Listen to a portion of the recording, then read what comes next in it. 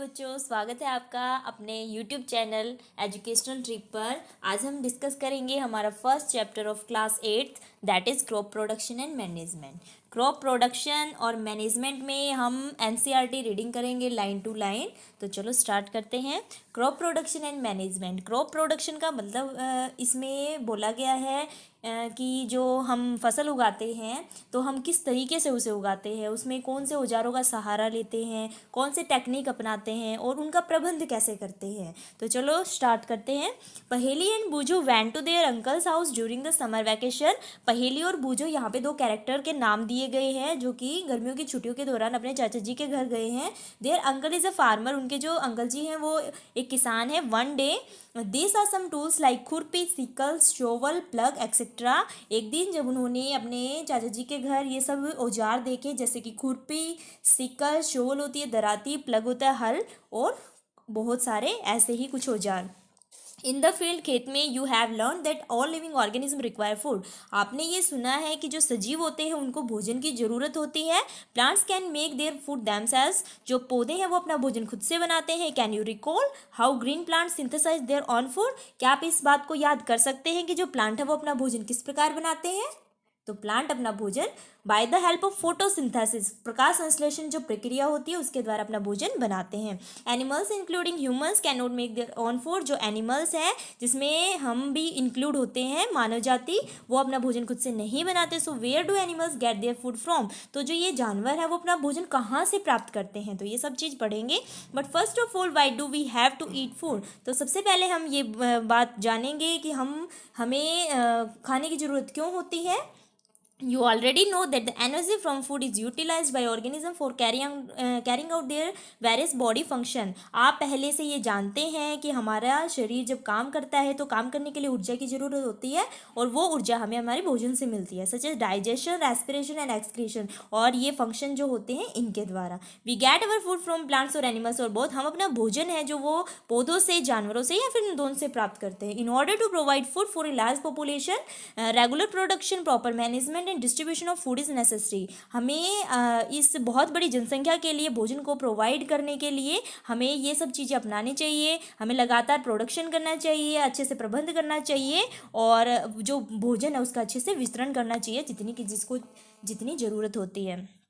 Agricultural practices, यहाँ पे हम बात करेंगे कि जो खेती करने के लिए प्रैक्टिसेस कौन सी होती हैं। वो होती हैं पद्धति कि हम क्या क्या उसके लिए क्या क्या अपनाते हैं। When plants of the same kind are grown and cultivated and one place on a large scale, it is called a crop. तो यहाँ पे आपको बताया गया है कि एक ही प्रकार के पौधे जब एक जगह पर बहुत ज़्यादा मात्रा में उगाए जाते हैं तो उसको हम फसल का नाम देते हैं। फॉर एग्जाम्पल, जैसे कि crop of wheat means that all the plants grown in a field are that of wheat. जैसे कि अगर हम किसी जगह पे गेहूं का पौधा लगाते हैं तो वहाँ पे हम कह सकते हैं कि वहाँ पे गेहूं की खेती हुई है।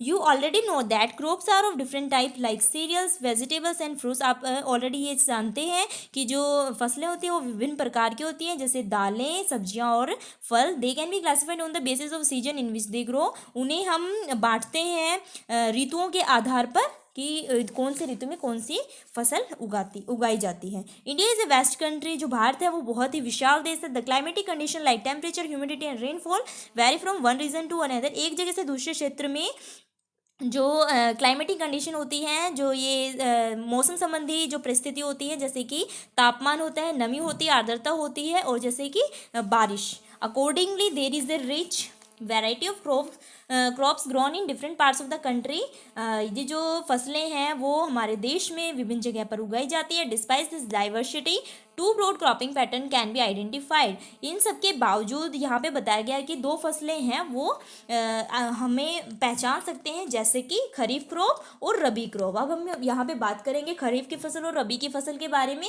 खरीफ क्रॉप क्या होती है। The crops which are sown in the rainy season are called kharif crop. वो फसलें जो कि वर्षा ऋतु में उगाई जाती है उन्हें हम खरीफ ये क्रॉप का नाम देते हैं। The rainy season in India is generally from June to September. भारत में जो वर्षा ऋतु का समय होता है वो जून से सितंबर तक का होता है। और खरीफ की फसलों में जो आते हैं वो होते हैं पैडी, धान, मेज, मक्का, सोयाबीन, ग्राउंडनट, मूंगफली, कॉटन आदि जो हैं ये खरीफ की फसलें हैं। अब अगला आता है रबी की फसल। The crops grown in the winter season are called rabi crops. Rabi crops हम उसको कहते हैं जो कि सर्दी ऋतु में उगाई जाती है। The time period is generally from October to March. जो इसका टाइम होता है, समय अवधि होती है, वो अक्टूबर से मार्च तक की होती है। Example of rabi crop are wheat, gram, pea, mustard and linseed. यहाँ पे आपको इसके एग्जाम्पल दिए गए हैं, गेहूँ, चना, मटर, सरसों और लिनसीड होती है अलसी का पौधा। Beside this pulses and vegetables are grown during summer at many places. इसके अतिरिक्त बहुत सारी जो दालें होती है, सब्जियां होती हैं, वो गर्मी के दौरान उगाई जाती हैं। Basic practices of crop production. तो यहाँ पे हम बात करते हैं कि जो आज की जो पद्धति है, दैट्स मीन कि जो हम फसल उगाने के लिए यूज़ करते हैं, हम क्या क्या करते हैं फसलों को उगाने के लिए, हम मिट्टी के साथ क्या करते हैं, तो वो सब बातें इसमें बताई गई हैं। Cultivation of crops involve several activities undertaken by farmers over a period of time. यहाँ पे बताया गया है कि जो फसल उगाने के लिए किसान को बहुत सारे काम करने पड़ते हैं। You may find that these activities are similar to those carried out by a gardener or even by you when you grow ornamental plant in your house। आप इस एक्टिविटी को इस तरह जान सकते हैं कि जैसे कि कोई माली होता है वो अपने बाग के लिए, या फिर आप खुद हैं वो अपने घर में सजावटी जो पौधे होते हैं उनको उगाने के लिए वो चीज़ें करते हैं। दिस एक्टिविटी और task are refer to as agricultural practice.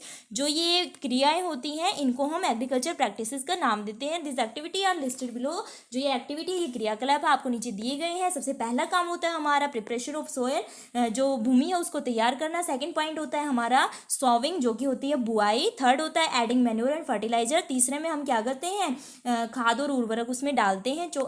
Fourth में हम इरिगेशन, जो कि होती है सिंचाई। फिफ्थ में प्रोटेक्टिंग फ्रॉम वीड्स। यहाँ पे आपको बताया गया है वीड्स मतलब जो अनवांटेड जो फसल होती है, अनवांटेड जो क्रॉप होती हैं वो हमारे जो हम उगाते हैं उनमें उगाती हैं, तो उनको हम वीड्स कहते हैं, जिसको हम हिंदी में खरपतवार भी बोलते हैं। सिक्स्थ होता है हार्वेस्टिंग होती है कटाई। और सेवन्थ में होता है स्टोरेज होता है कि हम उसको संभाल के रखते हैं, उसका भंडारण करते हैं। Next one is preparation of soil. अब हम ये जो एक्टिविटीज़ आपको मैंने अभी 1 to 7 बताई हैं उनको हम अच्छे से पढ़ेंगे। तो सबसे पहला प्रिपरेशन ऑफ सोयल की जो हम भूमि है उसको कैसे प्रिपेयर करते हैं कोई भी फसल उगाने के लिए। The preparation of soil is the first step before growing A crop. किसी भी फसल को उगाने के लिए जो सोयल है उसकी प्रिपरेशन बहुत ही जरूरी है। Ones of the most important task in agriculture is to turn the soil and loosen it. सबसे पहला जो टास्क होता है खेती करने के लिए वो जो मिट्टी होती है उसको लूज करना होता है। This allow the roots to penetrate deep into the soil,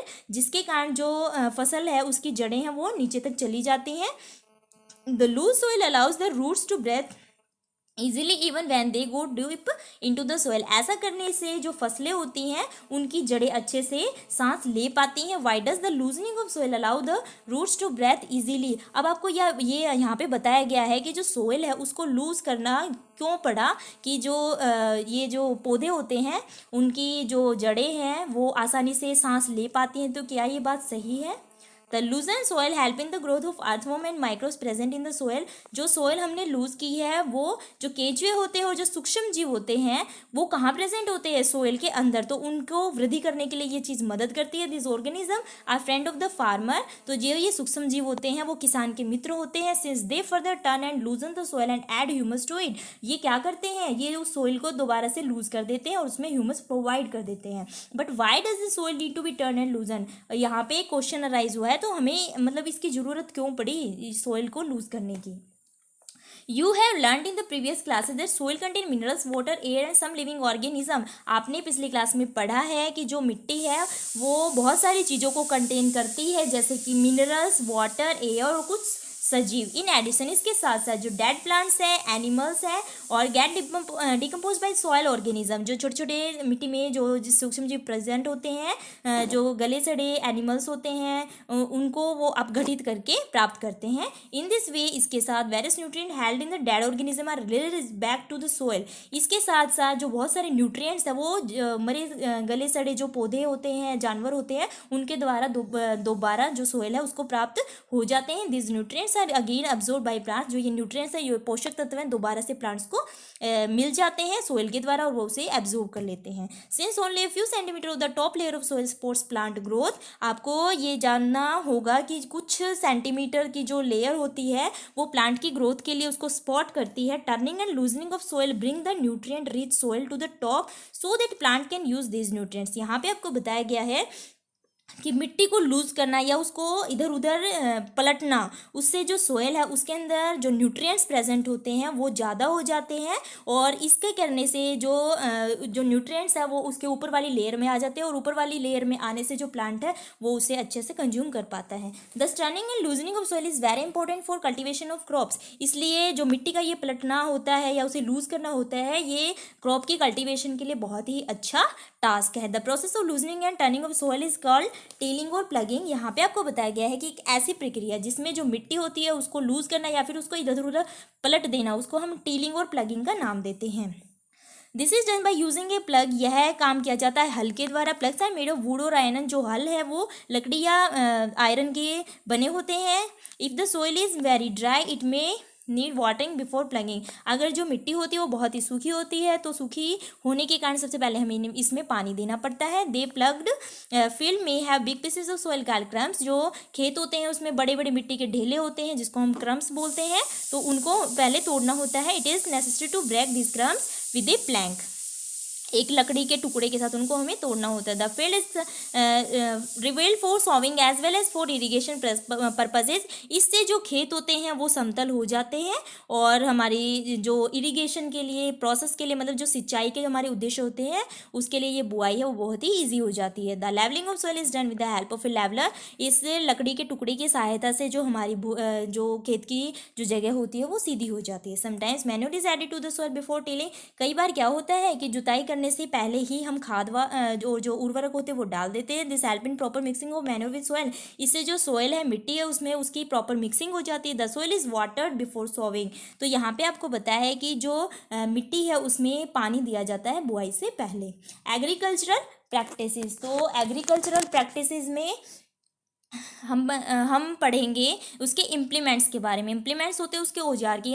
कृषि करने के लिए हम कौन कौन से औजारों का यूज़ करते हैं। बिफोर सोविंग द सीड्स, बीज बुआई करने से पहले it is necessary to break soil to the size of grains to get better. ये अच्छी उपज बनाने के लिए हमें जो मिट्टी के जो बड़े बड़े ये क्रम्स होते हैं, ढेले होते हैं, तो उनको हमें जो अनाज होता है उसके दाने के आकार की तरह भूरभूरा बना देना होता है। This is done with the help of various tools. यह काम हम बहुत सारे औजारों के साथ कर सकते हैं। The main tools use for this purpose are the plough, hoe and cultivator. जो सबसे अच्छा जो टूल होता है इसके लिए, इस उद्देश्य के लिए उसको हम हल या कुदाली या फिर जो कल्टिवेटर होता है उसके नाम से जानते हैं। तो यहाँ पे फिगर जो 1.1 है आपको उसमें दिखाया गया है कि जो एक फार्मर है वो दो बैलों के साथ यहाँ पे प्लगिंग कर रहा है।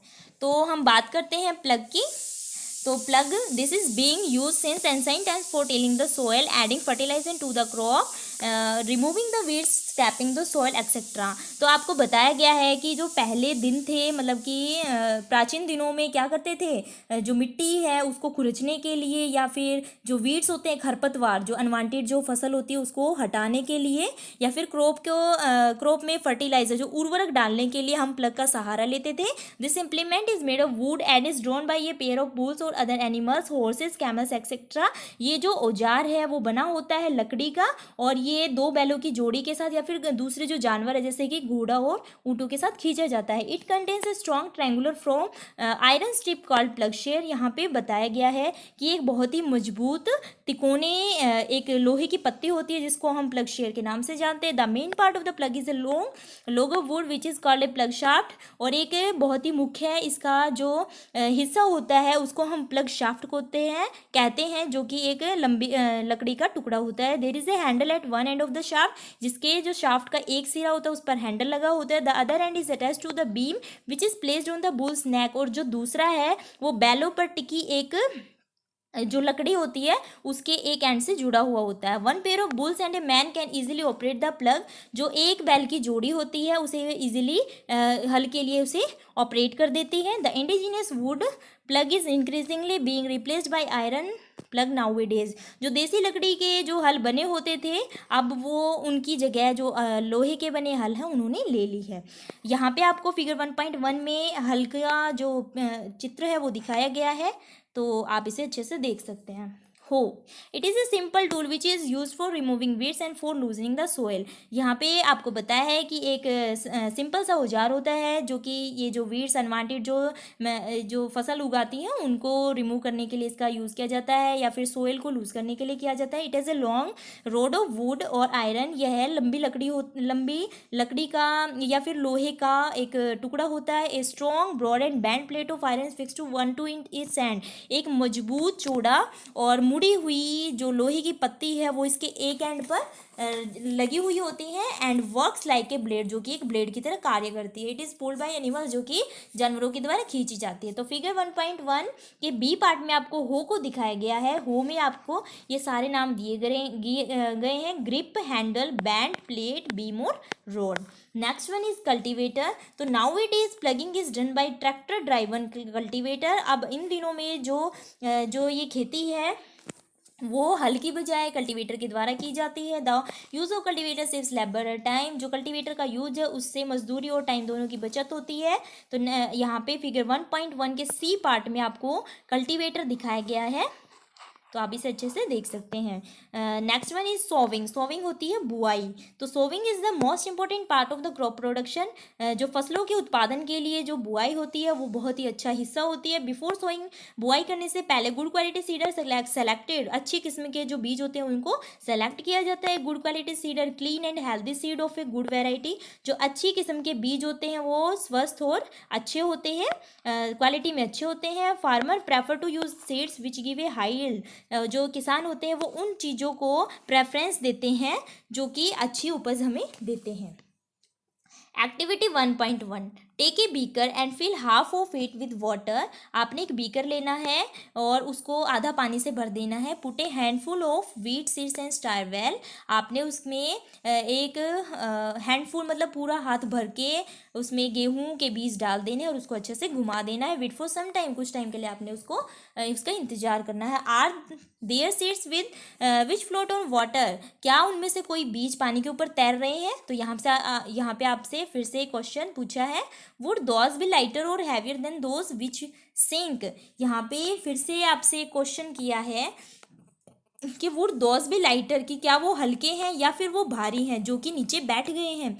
Y would they be lighter, अब वो हल्के क्यों हैं। Damaged seeds become hollow and are thus lighter. तो यहाँ पे आपको इसका आंसर मिल गया है कि जो डैमेज सीड होते हैं, जो खराब सीड होते हैं वो हल्के होते हैं क्योंकि वो अंदर से खाली होते हैं, इसलिए वो पानी के ऊपर तैरते रहते हैं। Therefore they float on water. There is a good method for separating good healthy seeds from a damaged one. इसीलिए ये बहुत ही अच्छा तरीका है खराब बीजों में से अच्छे बीज को निकालने का। बिफोर सॉविंग, बुआई करने से पहले one of the important task to know about the tool use for sowing seeds. यह बहुत ही अच्छा टास्क है कि जो बीज है उसकी बुआई से पहले हम इन औजारों का प्रयोग कर सकते हैं, जैसा कि फिगर 1.2 के ए में और बी में आपको दिखाया गया है। तो फर्स्ट वन है ट्रेडिशनल टूल, जो कि होते हैं परंपरागत जो औजार होते हैं। The tool use traditionally for sowing seeds is shape like a funnel. जो ये ट्रेडिशनल वे है उसमें क्या होता है, एक कीप के आकार की शेप होती है। The seeds are filled into the funnel. जो बीज है वो उस कीप के आकार में भर दिए जाते हैं। पास डाउन थ्रू 2 और 3 पाइप्स हैविंग शार्प एंड्स। यहाँ पे नुकीले इन एंड्स के द्वारा, इन सिरों के द्वारा जो ये बीज इसमें कीप में भरे हुए हैं वो नीचे बुआई करते जाते हैं। These ends pierce into the soil and place seed there. जो ये हिस्से होते हैं ये पर्स इनटू द सोइल, ये जो मिट्टी है उसको भेद देते हैं, उसका नीचे तक चले जाते हैं और वहाँ पर स्थापित हो जाते हैं। Next one is seed drill. तो सीड ड्रिल के बारे में पढ़ेंगे। नाउअडेज द सीड ड्रिल, जो फिगर 1.2 के बी पार्ट में आपको दी गई है, is use for sowing with the help of tractors. तो सीड ड्रिल का यूज हम ट्रैक्टर की हेल्प से करते हैं। This tool shows the seeds uniformly eight proper distances and depth. जो सीड ड्रिल होती है वो जो हम बीज उसमें बोते हैं उसको निश्चित जो दूरी होती है और निश्चित गहराई पर एक समान करती है। It ensure that seeds get covered by the soil after sowing, यह सुनिश्चित किया गया है कि जो बीज है वो मिट्टी से मतलब ढक जाए। This prevent damage caused by birds, कि जो बीज हैं वो पक्षियों की पहुंच से भी दूर रह जाएं। Sowing bye using a seed drill saves time and labour, जैसा कि कल्टीवेटर में आपको बताया गया था कि ये मजदूरी और समय दोनों को बचाता है। An appropriate distance between the seed is important to avoid over crowding of plant, बहुत घने पौधों को उगाने के बजाय हम उनमें निश्चित दूरी पैदा कर सकते हैं। This allow plants to get sufficient light, nutrient and water from the soil, ऐसा करने से जो हर एक पौधा है उसको जितना उसे चाहिए सूर्य की रोशनी, उसके जो खनिज तत्व और जो सोइल से उसको पानी वो अच्छे से मिल पाता है। Sometimes a few plants have to be remove to prevent over crowding, कई बार एक ऐसा होता है कि जो कुछ पौधे होते हैं वो घने पैदा हो जाते हैं तो उनमें से भी उन पौधों को निकाल दिया जाता है। Next one is adding manure and fertiliser, कि यहाँ पे हम बात करेंगे जो खाद होते हैं और रासायनिक उर्वरक होते हैं उनको हम क्यों ऐड करते हैं सोइल के लिए, सोइल में प्लांट के लिए। The substance which are added to the soil in the form of nutrients for the healthy growth of plant are called manure और फर्टिलाइजर। तो मैन्योर और फर्टिलाइजर यहाँ पे आपको इसकी डेफिनेशन दी गई है कि वे पदार्थ जो मिट्टी की उर्वरता को बढ़ाए रखने के लिए या फिर जो प्लांट है उसकी ग्रोथ को अच्छे से बनाए रखने के लिए जो न्यूट्रिएंट्स के तौर पर हम उसे सॉइल के अंदर ऐड करते हैं तो हम उसे मैन्योर और फर्टिलाइजर कहते हैं। Soil supplies minerals nutrient to the crop, जो मिट्टी है वो प्रदान करती है फसल को बहुत सारे minerals. These nutrients are essential for the growth of plant, जो कि प्लांट्स की वृद्धि के लिए उसकी ग्रोथ के लिए ये न्यूट्रिएंट बहुत ही जरूरी है। इन सर्टेन एरियाज, कुछ जगहों पर क्या होता है जो farmer grow crop after crop in the same field, जो किसान होते हैं वो एक फसल के बाद दूसरी फसल को उगा देते हैं। The field is never left uncultivated, जो खेत है उसको बिना बोए नहीं छोड़ते। Imagine what happens to the nutrients, तो अब आप कल्पना कीजिए कि जो न्यूट्रिएंट्स उनके साथ क्या होता है। Continuous growing of crops makes the soil poorer in certain nutrients, जो लगातार हम खेती करते हैं फसल उगाते हैं उससे जो मिट्टी है उसकी उर्वरता कम हो जाती है और उसमें न्यूट्रिएंट्स कम हो जाते हैं। Therefore farmers have to add manure to the field to replenish the soil with nutrients. तो यहाँ पे आपको उस क्वेश्चन का आंसर दिया गया है कि जो किसान है वो खेतों में उस सोइल की उर्वरता को बढ़ाने के लिए उसमें न्यूट्रिएंट्स प्रोवाइड करवाने के लिए जो खाद और उर्वरक है उसका इस्तेमाल करते हैं। This process is called manuring, इसलिए इस प्रोसेस को हम खाद देने वाली प्रक्रिया कहते हैं। इम्प्रॉपर और insufficient manuring result in weak plants, अगर हम ऐसा नहीं करेंगे तो जो हमारे जो फसल है वो अच्छी से नहीं होगी। Manure is an organic substances obtain from the decomposition of plant और एनिमल वेस्ट, जो खाद होती है वो एक जैविक प्रक्रिया है। ऑर्गेनिक सब्सटेंस होते हैं जैविक पदार्थ जो कि हमें मिलता है पौधों और जो जानवर होते हैं उनके अपशिष्ट पदार्थों के अपघटित होने से। Farmer dump plant and animal waste in pit at open places and allow it into decompose, जो किसान होते हैं वो एक गड्ढा खोद देते हैं और उसमें प्लांट्स और एनिमल्स के जो अपशिष्ट पदार्थ वो बाहर निकालते हैं उसको उसमें डाल देते हैं और वो फिर वहाँ पे जाके गल सड़ के अपघटित हो जाता है। The decomposition is caused by some micro organism, तो ये काम कौन करते हैं वो छोटे छोटे सूक्ष्म जीव। The decompose matter used as organic manure, जो ये अपघटित जो मैटर हुआ है जो कि हमें एनिमल्स और प्लांट वेस्ट में मिला है ये एक जैविक खाद के रूप में प्रयोग किया जाता है जिसे हम गोबर की खाद कहते हैं। You have already learn about vermi composting class 6 में आपने वर्मी कंपोस्टिंग के बारे में अच्छे से पढ़ा होगा। अब चलो बात करते हैं एक्टिविटी 1.2 की। टेक मूंग और ग्राम सीड्स एंड जर्मिनेट देम, आपने मूंग और ग्राम के बीज लेने हैं और उन्हें ग्रो करवाना है। Select 3 equal sizes seedling out of this, आपने इनमें से सेलेक्ट करना है 3 को। नाउ टेक 3 एम्पटी ग्लासेस और सिमिलर वेसल्स, आपने एक जैसे बर्तन लेने हैं 3। मार्क देम ABC, उस पे ABC 3 मार्क करने हैं। 2 glass A and little amount of soil fixed with a little cow dung manure, एक ग्लास में आपने सोयल डाल के उसमें जो गोबर वाली खाद होती है गाय की वो डालनी है। ग्लास B में आपने सेम अमाउंट उतनी ही मिट्टी डाल के उसमें यूरिया डालना है। Take the same amount of soil in glass C में भी आपने उतनी ही मिट्टी डालनी है, उतनी मात्रा में डालनी है विदाउट एडिंग एनीथिंग, उसमें कुछ भी आपने ऐड नहीं करना। Now pour the same amount of water in each glass and plant the seedling in them, अब आपने क्या करना है उन तीनों ग्लास में सेम पानी डालना है और उन्हें वृद्धि करने के लिए छोड़ देना है, अंकुरित करने के लिए छोड़ देना है। Keep them in a safe place, और उन्हें एक सुरक्षित जगह ले जाना है। वाटर देम डेली, और उन्हें नियंत्रित पानी देना है after day 7 to 10 days observe their growth, और 7 से 10 दिन के बाद आपने उनकी ग्रोथ को चेक करना है. Did all the plants in all the glasses grow at the same pace, क्या सभी जो प्लांट्स हैं ग्लासेस में हमने उगाए थे क्या वो एक समान बढ़ रहे हैं. Which glass showed better growth of plants, उनमें से कौन से ग्लास में प्लांट की बेटर ग्रोथ हो रही है. In which glass was the growth fastest, इनमें से कौन सा ग्लास है जिसमें जो ग्रोथ है, जो वृद्धि हो बहुत तेज हो रही है. Fertiliser are chemical substance which are rich in a particular nutrient, तो यहाँ पे आपको इससे पहले हम बात करते हैं इसकी जो एक्टिविटी में 3 ग्लास हमने लिए थे, तो आप बताओ मुझे कि इसमें से किसकी वृद्धि सबसे ज़्यादा होगी. तो जो मैन्योर है उसकी, जो कि हमने ग्लास ए में लिया था, उसकी जो वृद्धि है वो अच्छे से होगी, लेकिन जो फास्टर जो होगी वो बी की होगी, और सी में हमने कुछ नहीं डाला था तो उसकी वृद्धि है वो स्लो प्रोसेस से होगी. तो fertiliser are chemical substance which are rich in a particular nutrient, जो फर्टिलाइजर रासायनिक उर्वरक है वो ऐसे हैं जिनमें जो न्यूट्रिएंट है वो अच्छी सही मात्रा में प्रेजेंट होता है. How are this different from manure, तो हम अब मैन्योर मतलब खाद से इसको कैसे अलग करेंगे.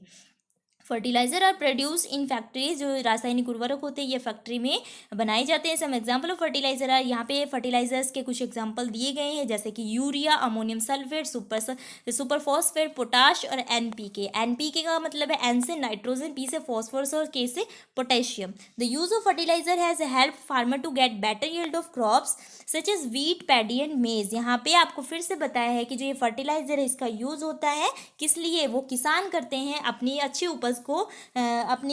उपज को पैदा कराने के लिए अपने खेतों में, जैसे कि जो धान होते हैं, गेहूं होते हैं और मक्का की फसल के लिए. But excessive use of fertiliser, अगर यहाँ पे फिर से आपको बताया है कि फर्टिलाइजर अच्छा तो है, लेकिन अगर हम इसका ज़्यादा इस्तेमाल कर लेते हैं तो लेस सोइल फर्टाइल, तो हमारी जो सोइल है वो उसकी उर्वरता शक्ति होती है जो वो कम हो जाती है. Fertiliser have also become a source of water pollution.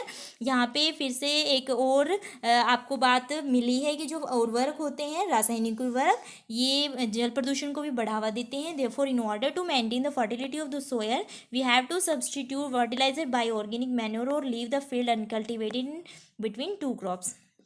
इसलिए हमें जो मिट्टी की उर्वरता है उसको बढ़ाए रखने के लिए फर्टिलाइज़र की बजाय हमें जो जैविक खाद है, गोबर की खाद है, उसका प्रयोग करना चाहिए, और 2 क्रॉप के बीच में हमें कुछ टाइम दे देना चाहिए हमारे खेतों को. The use of manure improve soil texture as well as its water retaining capacity. Manure मतलब जो खाद का प्रयोग है, इसके प्रयोग से जो मिट्टी है उसकी क्षमता है वो अच्छी हो जाती है, उसमें पानी का एब्जॉर्ब करने की क्षमता भी बहुत बेटर हो जाती है. It replenishes the soil with all the nutrients, जिसकी वजह से जो न्यूट्रिएंट्स है वो सोयल के अंदर दोबारा से मिल जाते हैं. Another method of replenishing the soil with nutrients through crop rotation, एक और दूसरा तरीका है जिसके द्वारा जो मिट्टी है उसके अंदर न्यूट्रिएंट्स को हम दोबारा से स्टोर कर सकते हैं, तो वो है क्रॉप रोटेशन, की हम फसल है उनको रोटेट करके उन्हें ग्रो करवाएं. This can be done by growing different crops alternatively, तो ये काम किया जाता है बहुत सारी जो क्रॉप्स है उनको उगाकर.